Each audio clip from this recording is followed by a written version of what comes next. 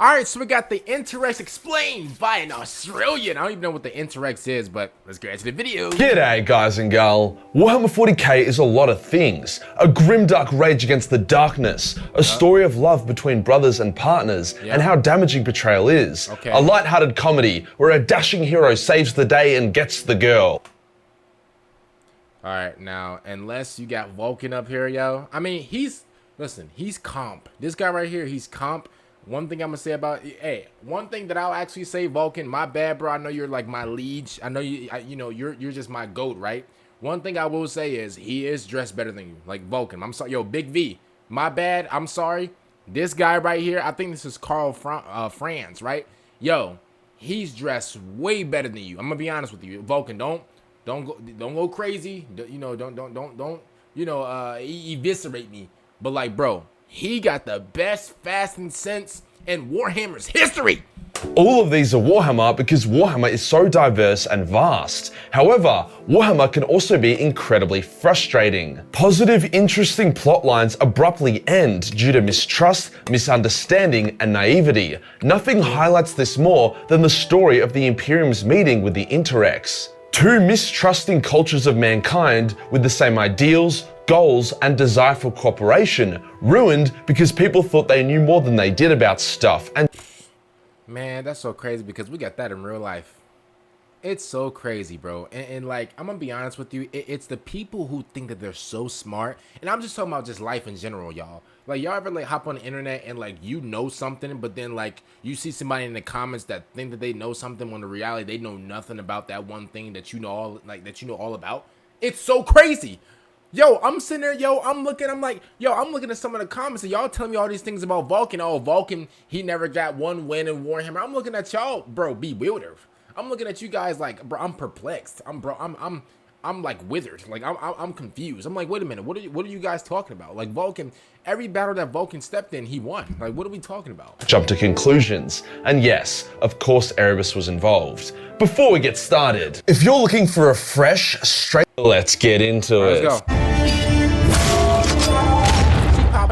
Before the big deed E arrived and whipped mankind and literally everyone else into shape, if for Xenos that shape is vastly different to what it functionally should be, the galaxy was a very hostile place for humans. See, we had been the kings of much of the galaxy for thousands of years, an age of technological enlightenment where humanity were low-key a bunch of gods. We had legions of advanced AI servants, weapons that could shred time and space itself, and e-girls were now physically tangible. It was— Bro, man, let me tell you something about these e-girls and these OnlyFans girls. Man, they would run havoc. They would run havoc in Warhammer, bro. You know how many down bad horny dudes are in Warhammer, bro?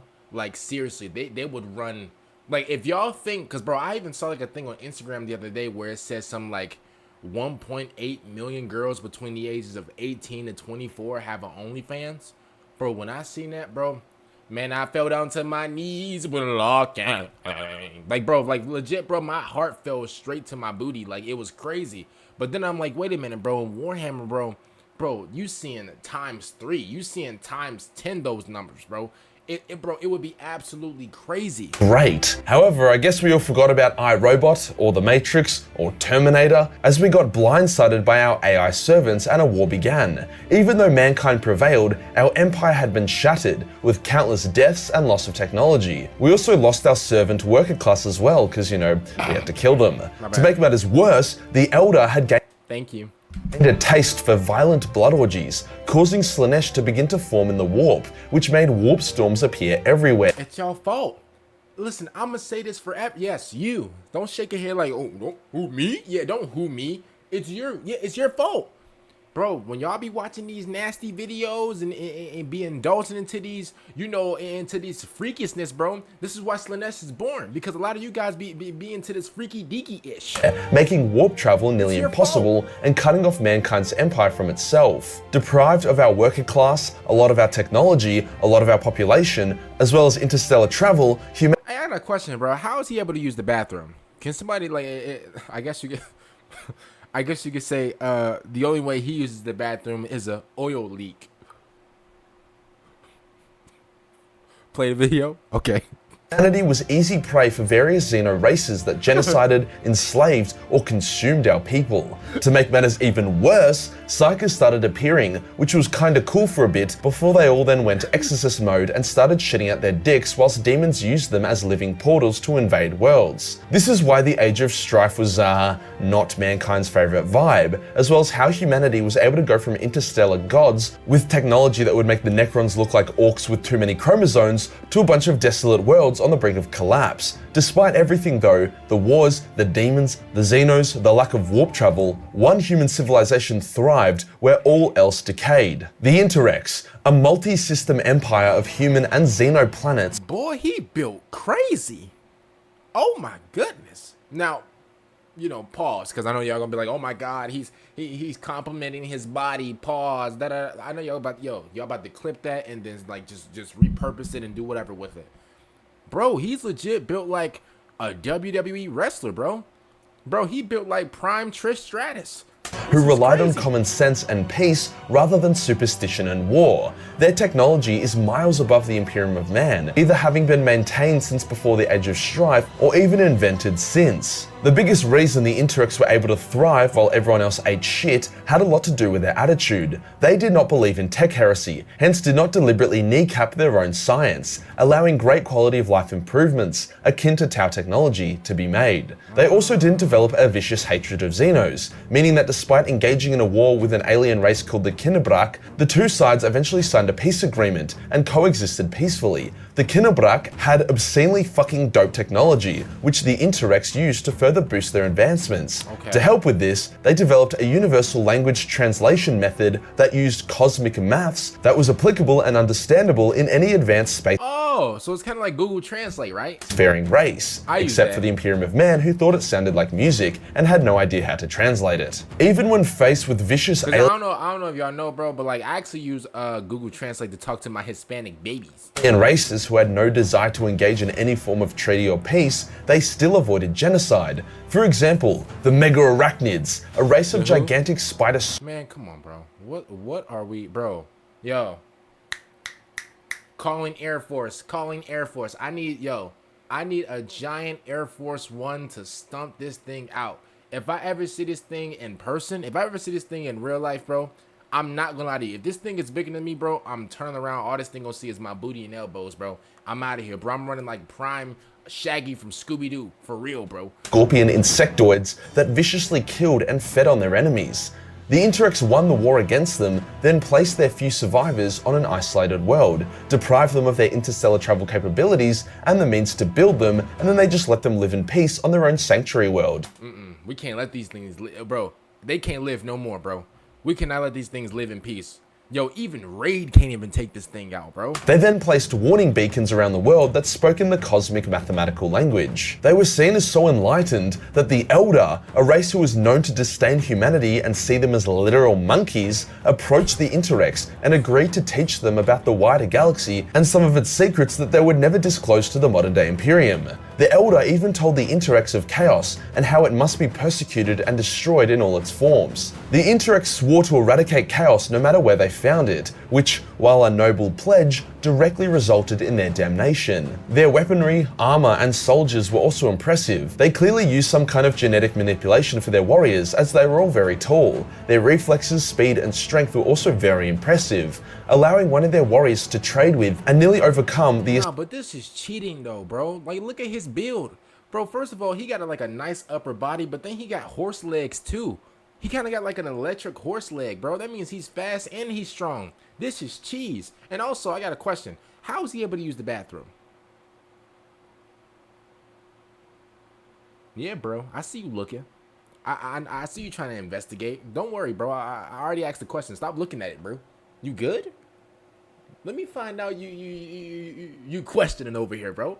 I already asked the question. Stop looking at it, bro. Astarte Lunar Wolf Garviel Loken in a fair duel. No, seriously, Loken is known for his skill in melee combat, so the fact that he nearly got done is very impressive. Their armor is also more subtle and elegant, acting like a second skin rather than the bulky mass of Space Marine armor. For weapons, they favor energy and laser weaponry combined with more medieval Templar. Oh, nah, these boys cheating. What's their weakness? Yo, Majorkill, you glazing a little too hard. What's their weakness? Come on, bro. Yo, everybody can be beat. What's their weakness? Yo, I'm hearing too many compliments and too many attributes and too many. Oh, they also have this. They also have this. Also, they have a nice, strong figure. Yo, give me their weaknesses. Everybody has a weakness, bro. Everybody. The only person that I know who don't have a weakness is Jesus. Yo, everybody has a weakness, bro.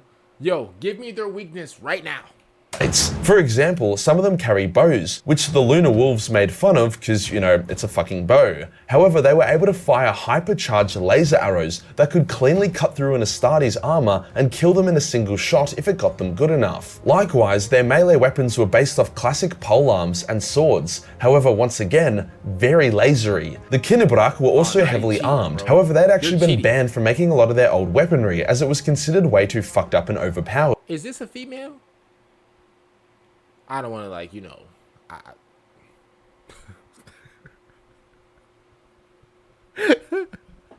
I don't want to, like, you know, I don't want to be that guy and, like, you know, be like, oh, wait, hold up. You know, because, like, the slim waist, you know. I don't know. Bro, I didn't want to, like, I'm sitting here and I'm like, wait a minute, is this a sister? Is this somebody that we need to research? Y'all let me know. They somehow figured out how to channel the warp when creating weapons, hence a lot of their weapons were cursed. The blade that felled Horus and kicked off the Horus heresy was of Kinnebrach make. Who? The Interex starships were significantly more sleek and elegant than Imperial ships, whilst their cities were awe-inspiring. Garviel noted that one of their cities on one of their outer outpost worlds would put some of the greatest cities in the Imperium to shame. The fancy clothes, the women in the caviar. My good, hey, I'm gonna keep it real. This thing is fire, bro. It's very detailed as well. See, I'm gonna be honest with you. If I had like one of these like little ships and stuff like that, I'm gonna keep it real for what it is, y'all. I would have like this look right here is definitely fire. For me, like, see, I'm so slick and so like amazing and so like clutch with it that I would design my own ship, because obviously like Vulcan, he has the money for it, he has the bank account for it. So what I would do is I would have mine like really like, you know, skinny, just like this right here. Bro, I'm putting diamonds like these. I'm putting diamonds right here across this thing right here. I'll probably have like a big machine gun, something that look way more dynamic right here. What else? I'll probably put like some gold at the bottom. But bro, this thing will be like a bust down watch, a bust down rolly, bro. I promise you, bro. No cost in that. Yo, these wings right here, we can throw these away. I don't really need these wings right here. But yeah, all this right here will be in diamonds. All these will be in diamonds, literally. I don't know what it is, but all these things will be in diamonds. This thing right here will be, the front will probably be in like gold. Actually, as a matter of fact, see, oh man, now the Noodle's talking. Yo, so this part right here would be gold. I will have the outlines in diamonds, y'all, and then I'll probably just have the best. Like, I'll have like the words spelled out in diamonds, the best, right here. I'll probably let me see. I'll probably have like a cross right here representing my Lord and Savior, his sacrifice. What else would I have? What else, man? What else would I have? I'll probably have like February 3rd, because that's my birthday. I'll probably have this February 3rd, just Feb 3rd, right here at the bottom, right here. Hey, y'all let me know, what would y'all ship be looking like? You know, if y'all have to like put anything on y'all ship, bro, what would your ship look like? Because I'm gonna be honest with you, like, it doesn't matter what y'all ship look like, bro, my stuff will look the best. I'm sorry. So you've got an enlightened, technologically advanced human empire who are respected by even the Eldar. What happens when you introduce them to the Imperium of Man? Bad things, but not in the way you may expect. When the Imperium found the mega-arachnid sanctuary world and went down to investigate it, they were attacked and engaged in a vicious war with the beasts. Horus, Sanguinius, their legions, and a detachment of Emperor's children waged a long bloody campaign on the planet, which they called murder due to how hostile it was. Meanwhile, the Interex beacons had been chiming, completely ignored by the Imperium, who didn't know how a Vroomba worked, let alone cosmic maths used as a universal language. The Interex sent a small fleet to investigate, and they were like, why the fuck are you retards attacking this world? There is absolutely nothing of strategic value on it, it's full of pissed off massive spiders, and there are beacons everywhere that tell you to fuck off. Horus was like, shit, my bad dude, and he left the world. Like, I knew he was a bum since the day he was born. Look, I knew he was like, I don't want to say it because, you know, I did promise my Lord and Savior that, you know, that I would try to cuss less. You know, I'm not perfect, but I did promise him that I would try to cuss less. So, you know, I'm still working on that. That's a work in progress. You know, yeah, I'm trying my best on that one. But I'm going to be honest with you, bro. I knew he was a lame since the day he came out of his mother's womb. I'm sorry, since his mother's tomb. Oh, I'm sorry, since his mother's tube. I forgot, bro came out of a tube. They wasn't, see, I'm about, yo. Everybody, you know, even my sweet glorious King Vulcan came out of a tube, y'all. So if any of you guys are new to the Warhammer scene, let me break it down to you. A lot of these bums, besides my goat Vulcan, if you don't know who Vulcan is, search him up. A lot of these bums, a lot of these Primarchs or whatever, bro, came out of a tube.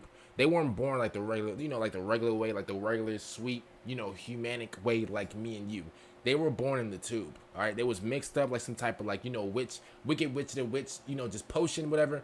And then boom, they just formed out of, you know, out of a tube. They wasn't formed in a humanic way, okay? They was, I knew they was a school threat just by the way they was mixed up and how the way they came out. First of all, I knew this man Horus was a school threat, bro. Bro, the fact that he was like, oops, my bad, bro.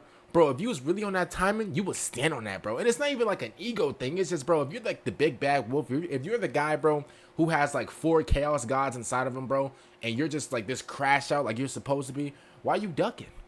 Because I'm going to be honest with you, I don't care how big your bugs are. I don't care how advanced you are, bro.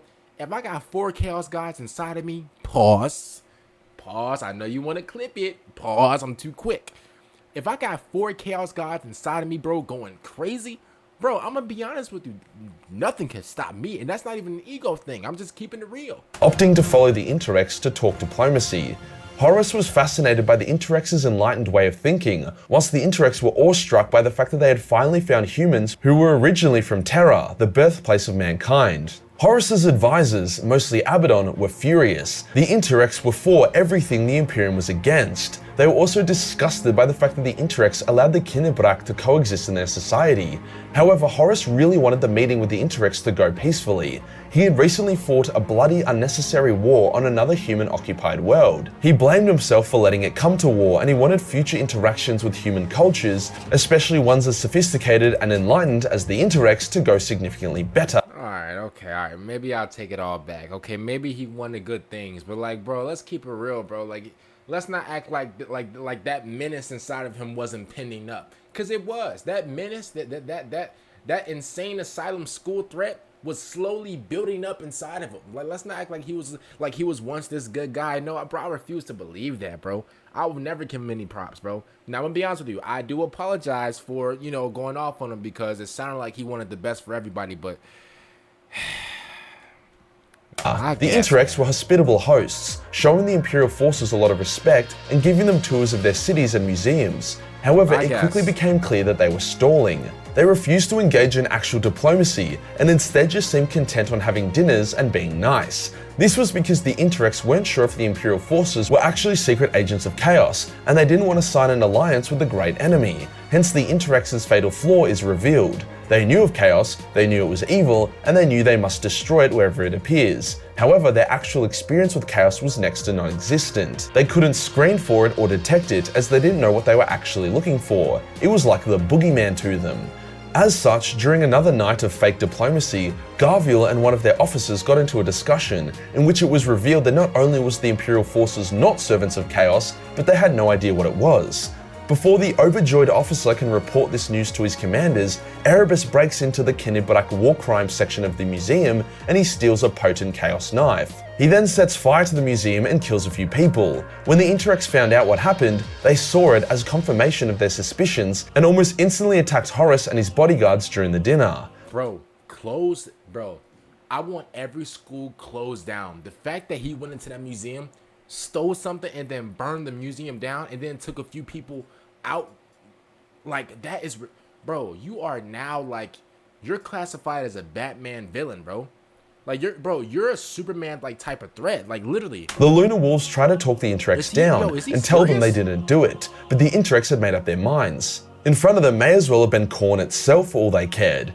In absolute rage and frustration, Horus fought his way to safety, and the Interex outpost world was crushed and conquered by the Lunar Wolves. Abaddon then led the Crusade fleets against the Interex worlds and systematically conquered or destroyed them. Despite the Interex's superior technology, their society was not built for war, and they were reasonably few in number. Compare that to the endless resources and manpower of the Imperium, combined with their warlike nature, the Interex never really stood a chance. They put up a good fight, but within a handful of years their armies had been crushed, their culture had been erased, their people subjugated, and their technology outlawed as tech heresy. The Primarchs were mostly genocided as well, all because the Interex couldn't have just said, "Horus, there has been a breach of our museum and a dangerous weapon was stolen.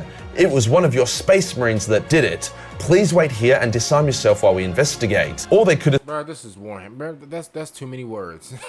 Yo, this is Warhammer. Bro, what do we, like, that's too many words. That never happens.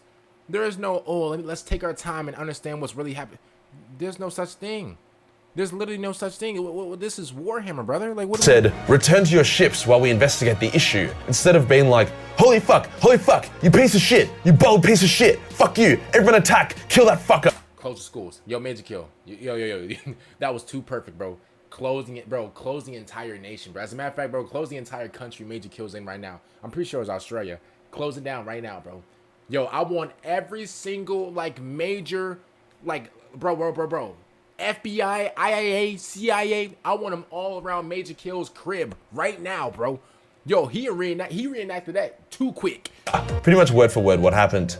If the Interex had handled the situation better or Erebus got aborted, then the likelihood of a full-blown alliance between the Imperium and the— Hey, these are hard, bro. If I had something like this on, bro, yo, I would, like, walk into the mall every day. Like, not even, like, I'll, like, 50 cent it. Like, you know, I'll just window shop it. But, like, bro, like, I'll walk into the mall every single day with this mask on, bro. I'll have all the girls be like, "Oh my God, who's that? Oh my girl, he's so fine." Like, bro, I'll have the girls in disarray, bro. Interex was high. Horus was extremely eager to make it work, and in the few moments where the officer realized that the Lunar Wolves weren't corrupt, he was overjoyed and he was prepared to initiate serious diplomacy. They would have taught the Imperium of chaos, hence more Primarchs would have been aware of the corruption within their legions. Horus also wouldn't have fallen, as even if he did still end up getting wounded by the Chaos Knife, the Primarchs probably had the cure, as they were the ones that originally created the weapon. No. That threat was gonna, he was gonna turn into a school threat no matter what. It was destined for him. It was destined for him. He was gonna be he was gonna be a menace to society no matter what. I don't care about none of, let's not try to, He was going to be a menace to society no matter what. Point blank, period. Point blank, period. Yo. His destiny was sealed. He was chosen. He was chosen to be the villain. Like, in the first place, a truly noble, bright, utopian future of peace and prosperity for all awaited humanity. But frustratingly, that all came crushing down in a moment of raw misunderstanding. Say it with me, guys and gal. Fuck. Nah, we ain't saying that. Shout out to Majorkill.